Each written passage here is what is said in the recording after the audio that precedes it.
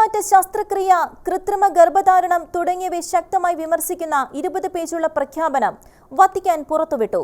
5 വർഷം സമയമെടുത്താണ് infinite dignity എന്ന പേരിലുള്ള പ്രഖ്യാപനം തയ്യാറാക്കിയത്. ലിംഗമാറ്റ ശസ്ത്രക്രിയ, കൃത്രിമ ഗർഭധാരണം തുടങ്ങിയവയെ ശക്തമായി വിമർശിക്കുന്ന 20 പേജുള്ള പ്രഖ്യാപനം വത്തിക്കാൻ പുറത്തുവിട്ടു. 5 വർഷം സമയമെടുത്താണ് ഇൻഫിനിറ്റ് ഡിഗ്നിറ്റി എന്ന പേരിലുള്ള പ്രഖ്യാപനം തയ്യാറാക്കിയത്. മാർച്ച് 25-ാം തീയതിയാണ് ഇത് പ്രസിദ്ധീകരിക്കാൻ ഫ്രാൻസിസ് പാപ്പ അനുവാദം നൽകിയത്. ഭ്രൂണഹത്യക്കെതിരെ ശക്തമായ മുന്നറിയിപ്പ് പ്രഖ്യാപനത്തിൽ ഉണ്ട്. കൂടാതെ ദയാവധം അടക്കമുള്ളവയും പ്രഖ്യാപനം വിമർശന വിധേയമാക്കുന്നുണ്ട്.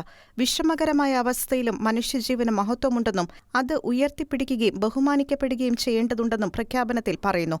വിലമതിക്കാനാവാത്ത കുഞ്ഞ് ഒരു വസ്തുവായി മാറുന്ന പ്രക്രിയയാണ് കൃത്രിമ ഗർഭധാരണത്തിൽ നടക്കുന്നതെന്ന് വിഷയത്തിൽ വത്തിക്കാൻ വിമർശനം ഉന്നയിച്ചു. ലിംഗമാറ്റ ശസ്ത്രക്രിയ പോലുള്ളവ പ്രോത്സാഹിപ്പിക്കുന്ന ചിന്താഗതി പുരുഷനും സ്ത്രീയും തമ്മിലുള്ള വ്യത്യാസത്തെയാണ് ഇല്ലാതാക്കാൻ ശ്രമിക്കുന്നതെന്ന് വത്തിക്കാൻ ചൂണ്ടിക്കാണിച്ചു. ദൈവം സൃഷ്ടിച്ച ശരീരത്തെ അംഗീകരിക്കാനും ബഹുമാനിക്കാനുമാണ് നാം വിളിക്കപ്പെട്ടിരിക്കുന്നത് എന്ന പ്രഖ്യാപനത്തിൽ പറയുന്നു. International desk, Shekinah news.